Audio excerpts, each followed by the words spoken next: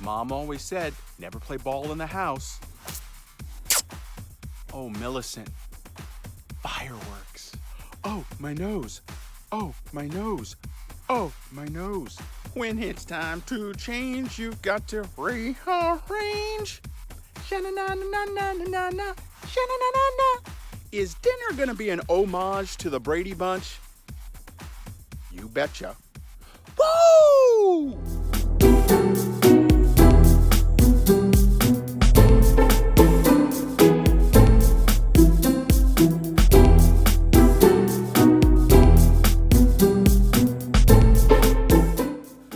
Tonight's meal is an homage to one of my favorite shows of all time, The Brady Bunch. I think if you know what I'm talking about, you'll know about the meal. Yeah, it's pork chops and applesauce for dinner. I'm also going to throw in some asparagus because I'm grilling, love to grill everything. And I'm going to do the applesauce on the grill as well. So first things first, we're going to get the pork chops marinated, let that go for a little while, and then we're going to start on the applesauce. So the first thing we're going to do is get the pork chops marinating and soaking in some of the flavors that we want to use for this particular dish. What we're going to do this time is we're going to use basil, garlic, cardamom, a little olive oil, some thyme, some rosemary, lemon, salt, and some pepper. We'll mix that all together, put them in a plastic bag, and let them set for about an hour or two. The longer, obviously, the better, because you'll get to meld all of those flavors together. So let's get that mix going right now and get the chops into a bag. First, let's start with the dry ingredients. We're going to start with some thyme. And we're going to put some basil in. We're going to add some cardamom, which will give it a nice flavor. A little bit of that in there. We've got some pepper. And fresh ground pepper is always the best. And then we're going to add some rosemary, lemon, salt. We'll put that in.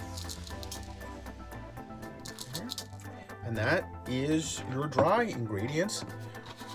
We'll mix this up, put some fresh minced garlic and some olive oil in with the chops, and get that all melding together as a wet ingredient. So let's get these chops into the bag. Get both of them in. Nice. And then we're going to add our dry ingredients. I like to get a little in the middle and a little on each side. Then it's time to add some garlic. And I love garlic on everything. Same kind of situation, both sides, in the middle. Yeah, get that nice and set. And then we'll add a little olive oil to help mix it all up. And there you go. Let this set for a while, a couple hours, really meld together and utilize all of those flavors. All of the air's out of the bag. Time to get these bad boys in the fridge.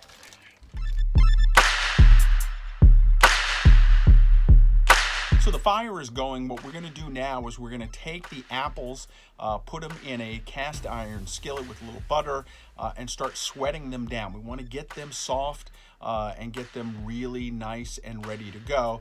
We'll add in a little water, a little lemon, and some cinnamon to make it all really nice and sweet. And then we'll add a touch of sugar to add a little sweetness at the back end. And then after that, we'll hop on and throw the pork chops on the grill. They should only take a couple of minutes on both sides, along with the asparagus. And then there you got it. Pork chops and applesauce for dinner. Here we go. Applesauce first. So for the applesauce, we've got some peeled apples right here. We've got some butter, some cinnamon, a little bit of vanilla, and some sugar. We'll add a little bit of water in there as well as the apples start to cook down. We really want to get them to a nice consistency before we pull them off the grill. So I like to start my skillet, my cast iron skillet, on the heat first before I put it in the fire. I want to get this going a little bit because we're going to add the butter and we're going to add the apples in right away. Okay, so the pan is starting to get hot. I'm going to put a little butter in here, move it around, get that going, and soon we'll add the apples once this is all melted down. Now, add the apples and let those start going.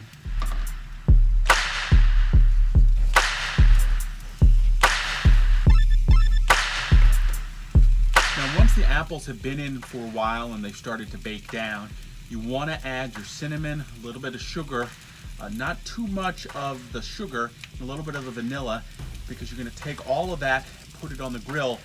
The nice thing about the grill, you're going to get some smoky flavor into your applesauce. First thing you want to do is get your cinnamon all over the apples, and then after that you're going to use some sugar. I'm using white sugar here. You could use some brown sugar, but I had white sugar, so I decided to use that. And then the final ingredient that you want to get in here is your vanilla. That'll add some extra flavor to make it all taste great.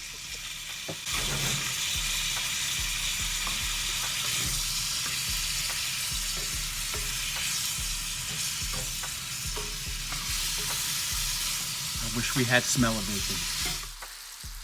Now once the apples have cooked down on the stove, you want to take them and take it right out to the grill, because that's where you're going to get that smoky flavor to really make this applesauce extra special. So I'm going to let the apples hang in there for just a little bit. I'm going to add a little water to soften them up, and then we'll pull them and start mixing them up. Then we'll get the pork chops and the asparagus on the grill.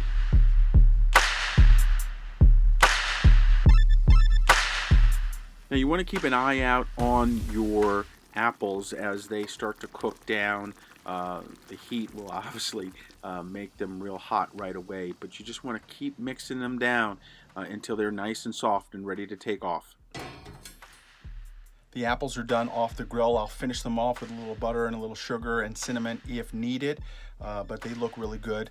The pork chops, they're on the grill. In a little bit, going to add the asparagus as well. Pork chops are done, the asparagus is ready, and so is the applesauce. Time to plate this all up, and let's have some pork chops and applesauce for dinner.